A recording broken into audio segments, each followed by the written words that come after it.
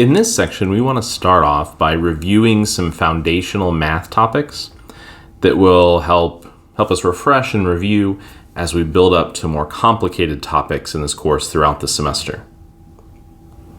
To kick off that discussion, we'll start with a review of order of operations.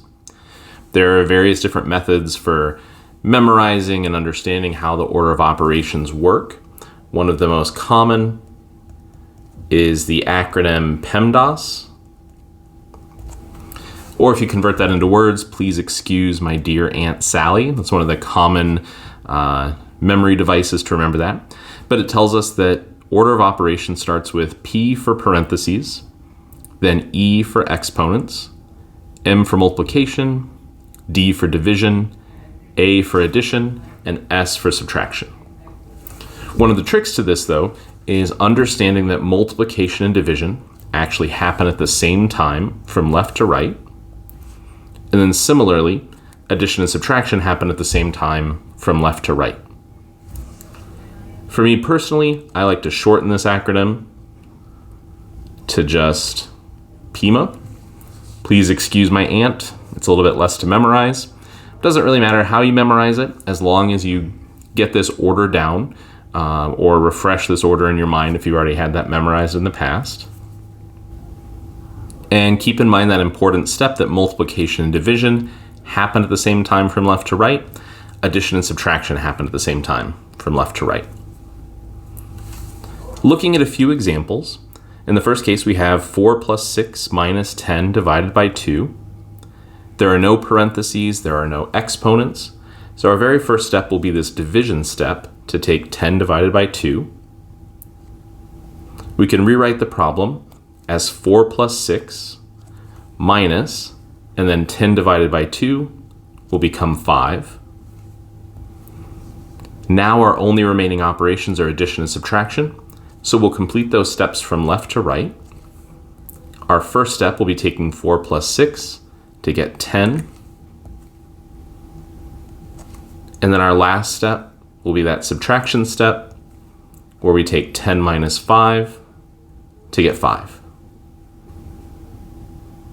In example 2, we have a set of parentheses, so our first step will be to simplify anything inside those parentheses. Here we just have a single operation, a division step, so we can rewrite this problem as 12 divided by, and then inside the parentheses we have 36 divided by 9, which will become 4, plus 6. We've simplified everything that's inside parentheses, so our next step will be that division step. 12 divided by 4 will give us 3, plus 6, and then our last operation is addition, giving us a final answer of 9. In example 3, we again have a set of parentheses. So our first step will be to take care of any operations inside those parentheses, meaning our problem will become 9 minus 3 plus 11, which is 14, times 2. Our next step will be that multiplication step, since that comes before addition and subtraction. This will give us 9 minus 14 times 2, or 28. And then our last step will be that subtraction step, giving us a final answer of negative 19.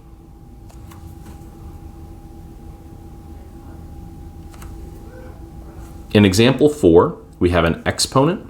In this case, we have 3 squared. Keep in mind that anytime we have exponents, what that means is take that number multiplied by itself as many times as we have in that exponent. So 3 squared would be 3 times 3, or 9.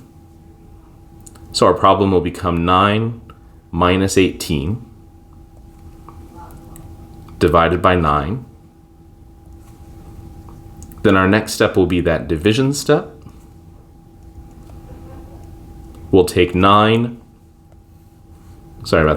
minus 18 divided by 9, or I'm sorry, we'll take 18 divided by 9, which will give us 2.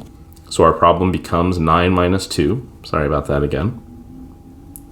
And then our last step will be that subtraction step. So we get 9 minus 2, or 7, as our final answer. In example 5, we again have an exponent, but parentheses come first. So the first thing we'll do is simplify anything inside our parentheses, meaning we'll take care of that subtraction step first. 6 minus 8 will give us negative 2, which is still being raised to the third power since we haven't evaluated that exponent yet. Next, we'll evaluate that exponent, taking negative 2 to the third power, keeping in mind that what that means is to take negative 2 times negative 2 times negative 2. That first multiplication step will give us negative 2 times negative 2, or positive 4, times negative 2. Multiplying by a negative again, we'll switch this number back to a negative. So we'll end up with negative 2 to the third power is negative 8.